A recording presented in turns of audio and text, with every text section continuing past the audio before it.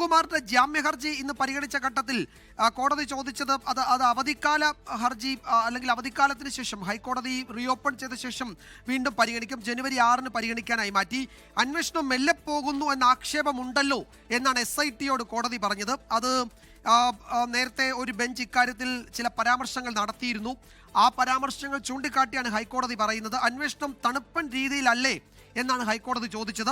മറ്റൊരു ബെഞ്ചിന്റെ പരാമർശം ചൂണ്ടിക്കാട്ടിയാണ് ഹൈക്കോടതിയുടെ അവധിക്കാല ബെഞ്ച് ഈ പരാമർശം നടത്തിയത്. അപ്പോൾ ജാമ്യം ഉടൻ കൊടുക്കില്ല. അത് ഗോവർദ്ധന്റെ കാര്യത്തിലാണ്, ബെല്ലാരിയിലെ സ്വർണ്ണ വ്യാപാരി ഗോവർദ്ധന്റെ കാര്യത്തിലാണ്. ജാമ്യം ഉടൻ നൽകാനാവില്ല, എല്ലാവരെയും പിടികൂടട്ടെ എന്നാണ് അവധിക്കാല ബെഞ്ച് പറഞ്ഞിരിക്കുന്നത്. ഇക്കാര്യത്തിൽ കോടതി വളരെ കണിശമായ നിലപാടാണ് സ്വീകരിച്ചിരിക്കുന്നത്.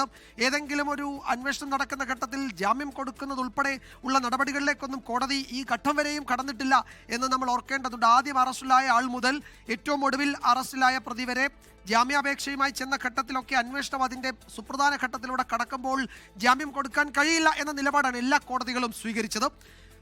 അങ്ങനെ കോടതികൾ ഈ അന്വേഷണത്തിൻ്റെ സത്യം കണ്ടെത്തണം, അതിൻ്റെ അവസാന കണ്ണിയിലേക്ക് എത്തട്ടെ എന്ന നിലപാട് സ്വീകരിക്കുകയും അത് ഉത്തരവിൻ്റെയൊക്കെ ഭാഗമാക്കുകയും ചെയ്യുമ്പോഴാണ് മുൻ ദേവസ്വം മന്ത്രി കടകംപള്ളി സുരേന്ദ്രനെ SIT ചോദ്യം ചെയ്തു എന്ന വളരെ പ്രധാനപ്പെട്ട, നിയമപരമായും രാഷ്ട്രീയമായും വളരെ അങ്ങേയറ്റം പ്രാധാന്യമുള്ള വാർത്ത നമ്മളുടെ മുന്നിലേക്ക് എത്തുന്നത്. മുൻ ദേവസ്വം ബോർഡ് പ്രസിഡന്റ് പ്രശാന്തിനെയും അന്വേഷണ സംഘം ചോദ്യം ചെയ്തിട്ടുണ്ട്. തുടർ നടപടികളുണ്ടോ എന്ന് നമുക്കറിയില്ല. ഇതുവരെയും ഇതുമായി ബന്ധപ്പെട്ട് ഇവരുടെ പ്രതികരണം വന്നിട്ടില്ല. നിലവിൽ ഇപ്പോൾ ഉപരാഷ്ട്രപതി പങ്കെടുക്കുന്ന ഈ നാലാഞ്ചിറയിലെ മാറിവാനീസിന്റെ ഒരു പരിപാടിയിൽ പങ്കെടുക്കുകയാണ് കടകംപള്ളി സുരേന്ദ്രൻ. ഒരു പക്ഷേ അദ്ദേഹം അതിനുശേഷം പ്രതികരിക്കും, മാധ്യമങ്ങളോട് പ്രതികരിക്കുമെന്നാണ് നമ്മൾ മനസ്സിലാക്കുന്ന കാര്യം. രണ്ടാമത്തേത് PS പ്രശാന്ത് ആകട്ടെ, അദ്ദേഹത്തെ നമ്മൾ ഫോണിൽ ബന്ധപ്പെട്ടിരുന്നു, പക്ഷേ അദ്ദേഹത്തെ കിട്ടിയിട്ടില്ല.